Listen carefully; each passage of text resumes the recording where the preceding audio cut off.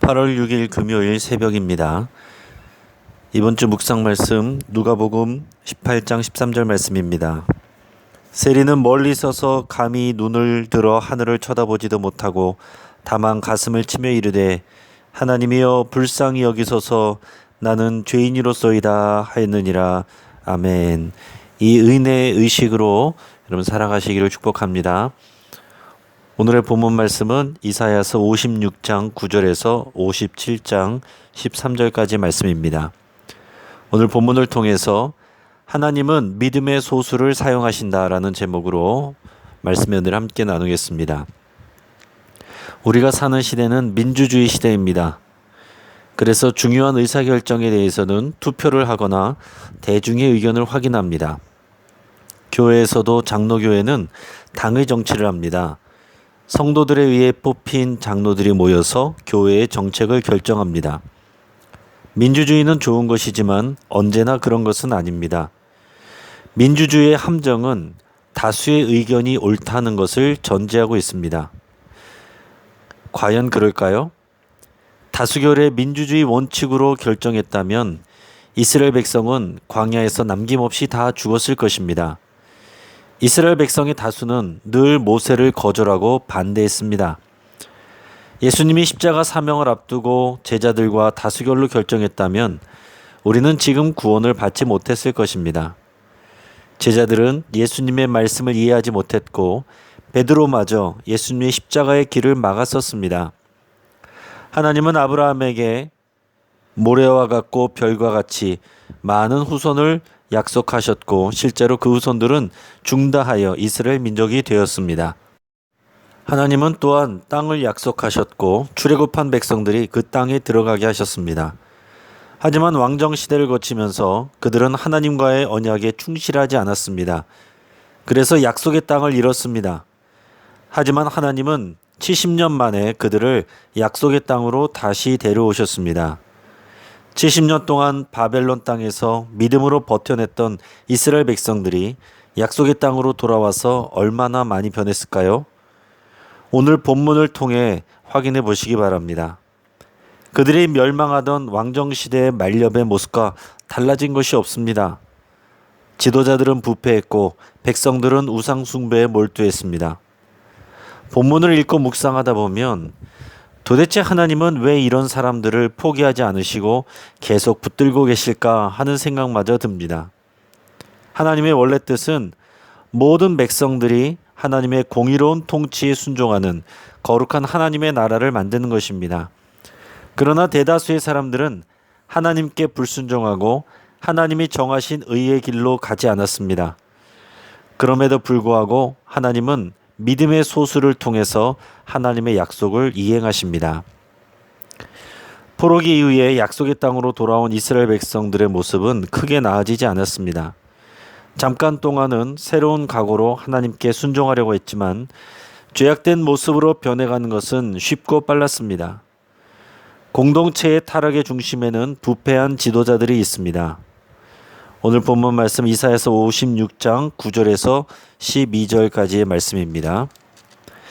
들의 모든 짐승들아 숲 가운데의 모든 짐승들아 와서 먹으라. 이스라엘의 파수꾼들은 맹인이요 다 무지하며 벙어리 개들이라 짖지 못하며 다 꿈꾸는 자들이요 누워있는 자들이요 잠자기를 좋아하는 자들이니 이 개들은 탐욕이 심하여 족한 줄을 알지 못하는 자들이요 그들은 몰지각한 목자들이라 다 제 길로 돌아가며 사람마다 자기 이익만 추구하며 오라 내가 포도주를 가져오리라 우리가 독주를 잔뜩 마시자 내일도 오늘같이 크게 넘치리라 하느니라. 아멘. 이스라엘의 파수꾼들은 이스라엘의 지도자들을 의미합니다. 그들이 파수꾼으로 불리는 이유는 나라와 공동체에 임하는 위기를 파악하고 백성들에게 경고해줘야 하는 사명이 있기 때문입니다. 그런데 하나님은 이스라엘의 파수꾼의 역할을 감당해야 될 정치적, 종교적 지도자들이 맹인이요 다 무지하며 벙어리 개들이라 짖지 못하며 다 꿈꾸는 자들이요 누워있는 자들이요 잠자기를 좋아하는 자들이라고 판단하십니다. 지도자들은 나라가 어떻게 돌아가는지 두 눈을 똑바로 뜨고 살펴야 하는데 그들은 맹인처럼 아무것도 보지 못합니다. 위험을 알리는 개들처럼 소리를 내야 하는데도 벙어리처럼 가만히 있을 뿐입니다. 그뿐 아니라 그들은 잠들어 있습니다. 더 나아가서 그들은 탐욕이 심하고 족한 줄을 알지 못하는 자들입니다. 또한 몰지각한 목자들입니다. 올바른 목자는 양들을 바른 길로 인도해야 하는데 하나님은 그들이 제 길로 돌아간다고 하셨습니다. 진리가 아닌 자신들의 생각대로 백성들을 엉뚱한 길로 인도한다는 것입니다. 또한 그들은 포도주와 독주를 즐기며 방탕한 삶에 빠져 있습니다. 약속의 땅으로 돌아온 이스라엘 백성들은 하나님께 순종하는 의인들을 오히려 미워하고 학대하였습니다. 오늘 본문 말씀 이사야 57장 1절 2절 말씀입니다. 의인이 죽을지라도 마음에 두는 자가 없고 진실한 이들이 거두어감을 당할지라도 깨닫는 자가 없도다. 의인들은 악한 자들 앞에서 불리어 가도다. 그들은 평안에 들어갔나니 바른 길로 가는 자들은 그들의 침상에서 편히 쉬리라. 아멘. 학대와 핍박을 받아서 의인이 죽는데도 백성들은 관심을 갖지 않았습니다. 진실한 이들이 고통을 받고 죽임을 당해도 백성들은 신경을 쓰지 않았습니다. 진실한 자들이 악한 자들 앞에 불려다니고 정죄를 당했습니다. 하나님은 그렇게 억울한 죽음을 당한 의인과 진실한 이들의 죽음을 평안에 들어갔다라고 표현하십니다. 오히려 바른 길로 가는 자들은 그들의 침상에서 편히 쉬리라 라고 하십니다. 역설적인 말입니다. 의인과 진실한 자가 인정을 받지 못하고 핍박을 받고 죽임을 당하는 사회는 정상이 아닙니다. 그러나 오히려 그들은 죽음을 맞이하는 바람에 불법적이고 타락한 사회가 하나님께 받을 무서운 진노와 심판을 피하게 됩니다. 그래서 오히려 의인과 진실한 자들이 죽음을 통해서 평안을 얻는다고 말씀하시는 것입니다. 이것은 역설적으로 의로움과 진실함을 가벼이 여기는 부패한 사회에 대한 하나님의 무서운 경고입니다. 약속의 땅에 돌아온 이스라엘 백성들의 문제는 몇 사람의 지도자들의 문제만이 아니었습니다. 대부분의 백성들이 우상 숭배의 죄를 범하고 있었습니다. 하나님은 이사야서 57장 3절에서 12절까지에서 이스라엘 백성들의 우상 숭배 행위를 고발하고 계십니다. 그 중에서 5절에서 10절까지 말씀을 읽겠습니다. 너희가 상수리 나무 사이 모든 푸른 나무 아래에서 음욕을 피우며 골짜기 가운데 바위 틈에서 자녀를 도살하는도다. 골짜기 가운데 매끄러운 돌들 중에 내 몫이 있으니 그것들이 곧 네가 제비 뽑아 얻은 것이라. 또한 네가 전제와 예물을 그것들에게 드리니 내가 어찌 위로를 받겠느냐. 네가 높고 높은 산 위에 네 침상을 베풀었고 네가 또 거기에 올라가서 제사를 드렸으며 내가 또 내 기념표를 문과 문설주 뒤에 두었으며 네가 나를 떠나 벗고 올라가서 내 침상을 넓히고 그들과 언약하며 또 내가 그들의 침상을 사랑하여 그 벌거벗은 것을 보았으며 내가 기름을 가지고 몰렉에게 나아가되 향품을 더하였으며 네가 또 사신을 먼 곳에 보내고 스오레까지 내려가게 하였으며 네가 길이 멀어서 피곤할지라도 헛되다 말하지 아니함은 네 힘이 살아났으므로 쇠약해지지 아니함이라. 여기서 상수리 나무 사이 모든 푸른 나무 아래라는 표현은 일반적인 우상 숭배 현장에 대한 묘사입니다. 일반적으로 높은 산과 언덕에 있는 상수리 나무나 푸른 나무 아래에서 백성들은 우상 숭배 행위를 하였습니다. 영적인 간음과 육체적인 음란함은 항상 연결되어 있습니다. 우상 숭배 행위 자체가 육체의 성적인 행위로 표현됩니다. 성적으로 문란한 행동을 통해 우상 숭배를 즐기는 행위는 곧 하나님 앞에서 간음하는 행위입니다. 우상 숭배에 대한 열정은 하나님 앞에서 음욕이 됩니다. 백성들은 또한 골짜기 바위 틈에서 자녀를 죽여 우상에게 바칩니다. 왕정 마렵에도 흰놈의 골짜기에서 백성들이 몰래 우상에게 자녀를 인신 공양하는 일들이 있었는데 지금도 그러한 행위가 벌어지고 있는 것입니다. 하나님께 드려야 할 전제와 예물을 우상에게 드립니다. 이스라엘 백성들은 골짜기와 산과 성읍을 가리지 않고 온 땅에서 우상들과의 음란한 행위들을 즐기고 있습니다. 하나님의 구원 역사가 적혀 있어야 할 문과 문설주에는 창녀의 집임을 알리는 표지가 붙어 있습니다.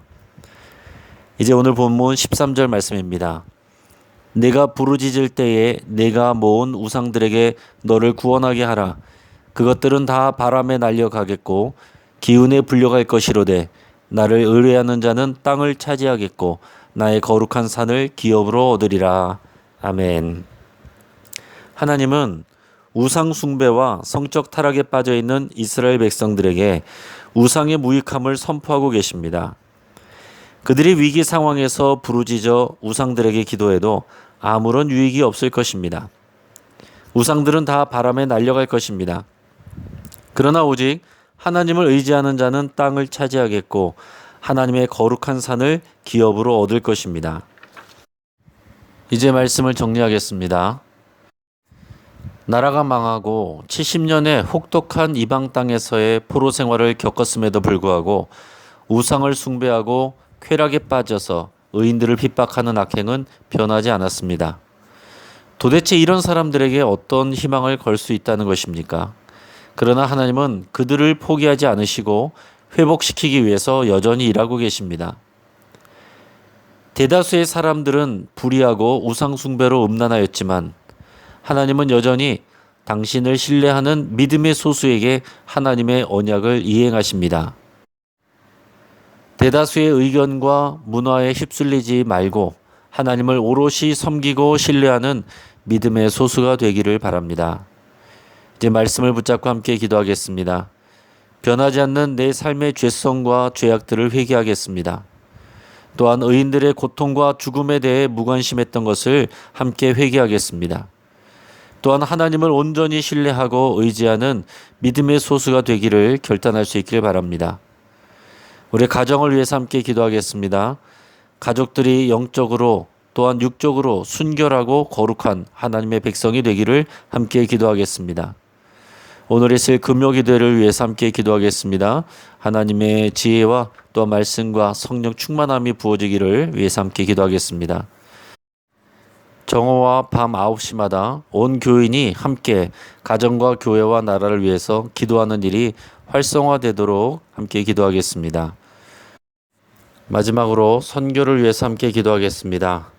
베트남의 안성호 선교사님, 모리타니아의 권경숙 선교사님, 우간다의 김무열 선교사님, 미국 원주민 사역 이용호 선교사님, 인도네시아 윤용호 선교사님, 프랑스의 이기정 목사님, 태국의 신재희 선교사님, 남아공의 이민모 선교사님, 러시아의 발레 반드레이 목사님까지 코로나 기간에도 하나님께서 더 힘있게 능력있게 또 사용하시기를 위해서 같이 간절히 기도하겠습니다.